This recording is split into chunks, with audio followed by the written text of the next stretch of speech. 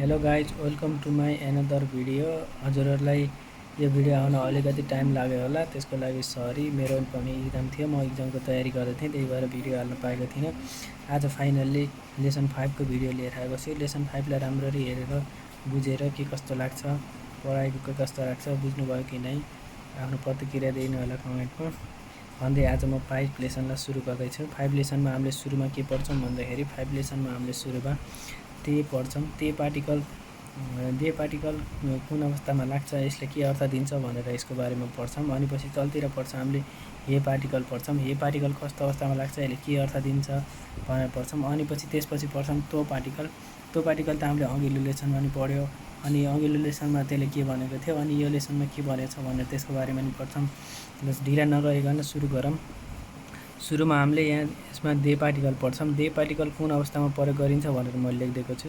यसलाई कि आफ्नो कपीमा नोट बनाएर छाड्न सक्नुहुनेछ। यहाँ लेखेको छ, कुनै पनि साधनको प्रयोग गरी केही काम गरिएको छ भने त्यो साधनको पछाडि दे पार्टिकलको प्रयोग गरिन्छ भनेर लेखेको छ। यसमा हामीले यससँग रिलेटेड यही साधनको प्रयोग गरी केही काम गरेको कुरामा हामीले यो दे पार्टिकल प्रयोग गरेर हामीले पढ्ने गर्छौँ यो 5 लेसनमा। अरू लेसनमा नि यसको फरक लाग्छ, तर त्यति धेरै फरक त हुँदैन। कुनै पनि ठाउँमा केही निश्चित काम गरिएको छ अथवा कुनै पनि साधनको प्रयोग गरी काम गरिएको छ भने त्यस्तो ठाउँमा यो दे पार्टिकलको प्रयोग हुन्छ। ल यसको इक्जाम्पल हेरौँ हामीले। इक्जाम्पलमा के भनेको छ, हाँसिदे गुहानो तावेमास, चपस्टिकले खाना खाए। चपस्टिकको प्रयोग गरेर हामीले खाना खाइएको छ, त्यही भएर त्यसमा दे लागेको छ। अनि पछि अर्को छ, बासुदे केटिएमए इगिमास, बसमा काठमाडौँ गयो। बसको प्रयोग गरेर काठमाडौँ गएको छ, त्यसको लागि हामीले दे पार्टिकलको प्रयोग गरेका छौँ। यो जापानिज रुल्स अनुसार कुनै पनि वस्तुको प्रयोग गरेर आफूले केही फाइदा प्रयोग गरेको छ अथवा आफूले केही लाभ दिएको छ भने त्यो बेला दे पार्टिकलको प्रयोग गरिन्छ। अनि त्यसपछि सेकेन्ड नम्बरमा छ हे पार्टिकल। हे पार्टिकल जहिले पनि लोकेसनतिर लाग्छ। लोकेसन भन्नाले लोकेसन जनाउने कुरामा लाग्छ। इम्पोर्टेन्ट कुरा यसमा के गर्नुपर्छ, चाहिँ नाउनको हे लाग्छ अनि नाउन पछाडि हे लागेपछि कस्तो दौसीहरू भरहरू आउँछन् भन्दाखेरि इकिमास, किमास र खायरिमास जस्ता दौसीहरू आउँछन्। यो बाहेक अरू दौसीहरू आउँदैनन्। हे पार्टिकल लागेपछि हामीले लोकेसनको पछाडि केही पार्टिकल राख्नुपर्ने छ। अनि पछि त्यसको पछाडि चाहिँ इकिमास, किमास र खायरिमास जस्ता चलायमान क्रिया भन्छ यसलाई नेपालीमा। यस्तो क्रियाहरू छन् भने हजुरले ढुक्क भएर यसमा हे पार्टिकल लाउन सक्नुहुनेछ। यसलाई मैले नेपालीमा पनि लेखिदिएको छु। हिरागानामा हे भए तापनि पार्टिकलको रूपमा चाहिँ ए उच्चारण हुन्छ, जसको अर्थ तिर भन्ने लाग्छ। जस्तै इक्जाम्पल हेर्न सक्नुहुन्छ, वातासी वा निहोने इकिमास, म जापानतिर गएँ। यस्तो तिर भन्नु पर्दैन, जापान जान्छु भन्ने हुन्छ हामीले। तर यो तिर भन्ने अर्थ दिए पनि यत्तिकै सिधै प्रयोग गर्दा पनि हुन्छ, नै भने तिर गराएर प्रयोग गरे पनि हुन्छ।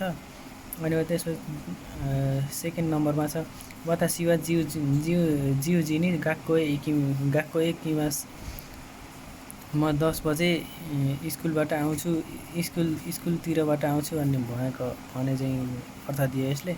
अनि त्यसभन्दा तलतिर छ फेरि वातासी वा राइनेन कुनिए खायरिमास, म अर्को वर्ष आफ्नो देश फर्कन्छु। कुनी भनेको जस्तै जापानतिर गयो, आफ्नो होम टाउन, आफ्नो देशतिर फर्किन्छु भन्ने यस्तो अर्थ दियो। यसले यो हे विशेष गरी इकिमास, किमास र खायरिमास जस्ता क्रियामा आउँछन्। यति भएर यति कुरामा हजुरले ढुक्कका साथ यो लगाउँदा हुन्छ। अनि पछि त्यसभन्दा तलतिर फेरि हामीले अघिल्लो लेसनमा पनि पढेको यो तो पार्टिकल। हामीले अघिल्लो लेसनमा नाउन आएपर तो जस्तै रको अर्थ दिन्छ भनेर हामीले पढेको थियौँ। यो लेसनमा चाहिँ नाउन प्लस भरसँग तोसँग भन्ने दिन्छ। यसमा अरू पनि अर्थ लाग्छ, यो सँग, अनि पछि यो भएमा भन्ने पनि हुन्छ। हामीले यसलाई पछि पढ्छौँ, यो भने भन्ने हुन्छ। अनि पछि यसलाई हामीले पछि पढ्छौँ। तर यति यो N5 मा चाहिँ यति सजिलो नै छ, त्यति अप्ठ्यारो छैन। तोले एउटा नाउनसँग नाउन आउँदाखेरि